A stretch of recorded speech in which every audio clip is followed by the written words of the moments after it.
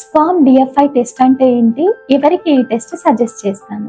DNA damage అంటే sperm లో ఉండే డిఎన్ఏ డ్యామేజ్ ని ఐడెంటిఫై చేసే టెస్ట్ ఈ డిఎఫ్ఐ టెస్ట్. మరి ఎవరికి ఈ టెస్ట్ ని సజెస్ట్ చేస్తాము అంటే, ఫస్ట్ అన్ఎక్స్ప్లెయిన్ ఇన్ఫర్టిలిటీ ఉన్న వాళ్ళకి.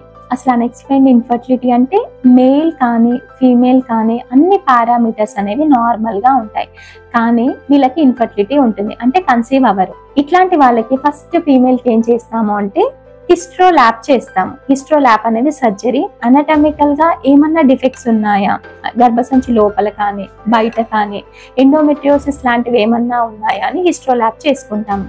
ఫీమేల్ నార్మల్ గా ఉంది అన్నప్పుడు మనము మేల్ కి సజెస్ట్ చేసే టెస్ట్ ఈ డిఎఫ్ఐ. అంటే ఒక్కొక్కసారి సెమెన్ కౌంట్ నార్మల్ గా ఉన్నా కూడా దాంట్లో డిఎన్ఏ అనేది సరిగ్గా ఉండకపోవచ్చు, డిఎన్ఏ డ్యామేజ్ క్వాంటిటీ ఎక్కువ ఉండొచ్చు, అది డిఎఫ్ఐలో తెలుస్తుంది. నార్మల్ గా డిఎఫ్ఐ అనేది ఒక ఇండెక్స్. లెస్ దాన్ 25 ఉంటే నార్మల్, 25 కన్నా ఎక్కువ ఉన్నప్పుడు దానివల్ల రికరెంట్ అబార్షన్స్ కావచ్చు. సెకండ్ ఇండికేషన్ ఏంటంటే ఫెయిల్డ్ ఐయుఐ సైకిల్స్ కానీ ఫెయిల్డ్ ఐవిఎఫ్ సైకిల్స్ లో కూడా డిఎఫ్ఐ సజెస్ట్ చేస్తాం. ఇంకా రికరెంట్ అబార్షన్స్ లో చేస్తాము. పూర్ మార్ఫాలజీ ఉన్నప్పుడు, అంటే కరెక్ట్ గా స్పర్మ్ అనేది షేప్ లో సరిగ్గా లేనప్పుడు ఈ టెస్ట్ ని సజెస్ట్ చేస్తాం.